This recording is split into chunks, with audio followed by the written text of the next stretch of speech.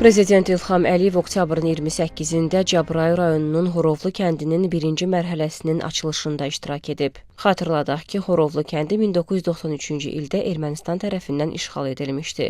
2020-ci il oktyabrın 4-də Azərbaycan ordusu kəndi işğaldan azad edib. Bu kəndin təməlini Prezident İlham Əliyev 2023-cü ilin mayında qoyub.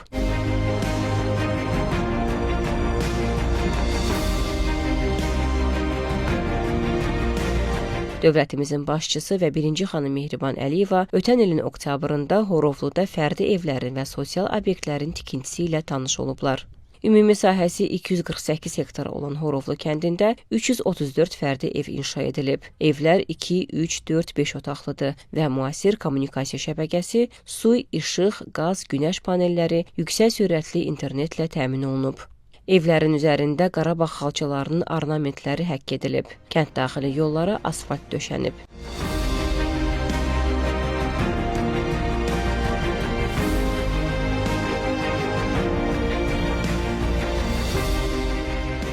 Cəbrayıl, Qubadlı və Zəngilan rayonlarında Azərbaycan Respublikası Prezidentinin xüsusi nümayəndəsi Vahid Hacıyev dövlətimizin başçısına Horovlu kəndində görülən işlər barədə məlumat verdi. Birinci mərhələdə 94 hektar ərazidə 334 fərdi evin, 624 şagird yerli məktəb binasının, 220 yerli körpələr evi uşaq bağçasının, 2 mərtəbəli inzibati binanın, bazar kompleksinin, çox funksiyalı iaşə obyektlərinin, tibb məntəqəsinin və idman sağlamlıq mərkəzinin tikintisi həyata keçirilib. Kənddə tarixən istifadə olunmuş, işğal dövründə dağıdılmış əskər, şığı, orta, Gülqasım və Xəlifə kəhrizləri bərpa edilib. Horovlunun su təminatının bir hissəsi məhz bu kəhrizlər hesabına təmin olunacaq. Qeyd edək ki, burada inşa olunmuş körpələr evi uşaq bağçasında balacaların rahatlığının təmin olunmasına xüsusi diqqət yetirilib. Bağçada yeməkxana, oyun və musiqi otaqları balacaların ixtiyarına veriləcək. Bundan başqa binada inzibati, kompüter və metodika otaqları yaradılıb.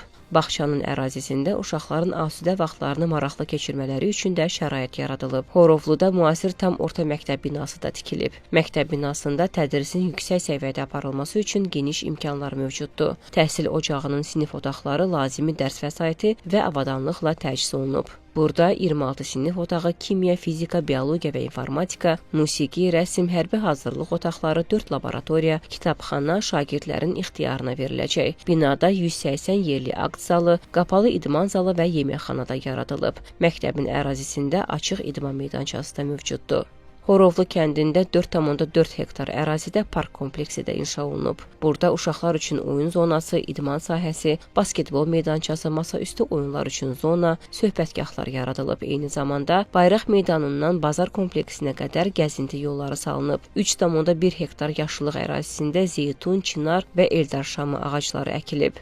Torpaq işləri zamanı aşkarlanmış təbii qayalar parka daşınaraq landşaft dizaynının bir hissəsi kimi istifadə olunub. Ərazidə əskər kəhrizinin su anbarı əsaslı təmir edilib. Dekorativ landşaft yaradılıb. Həmçinin parkın ərazisində işğal zamanı dağıdılmış 4 bina tarixi yaddaşın qorunması, həmin dövrün izlərini və reallıqlarını gələcək nəsillərə çatdırmaq üçün əyani sübut kimi saxlanılıb. Bundan başqa kənddə 2 mərtəbəli inzibati bina inşa edilib. Binada operativ idarə etmənin və qərarların səmərəli qəbulunun təmin edilməsi məqsədi ilə müasir situasiya mərkəzi yaradılıb. Mərkəzdə kəndin idarə etməsində coğrafi informasiya sisteminin tətbiqi də nəzərdə tutulur. Kəndin baş planının CIS platformasına inteqrasiya edilməsi, yaşayış məntəqəsinin səmərəli planlaşdırılmasına və idarə edilməsinə imkan verəcək. Bütün torpaq sahələri, tikililər, yollar, su, enerji, qaz, rabitə xətləri bu platformada koordinatlarla yerləşdirilib. Platforma dizayn və tikinti proseslərini izləməyə, dəyişiklikləri xəritəyə tətbiq etməyə,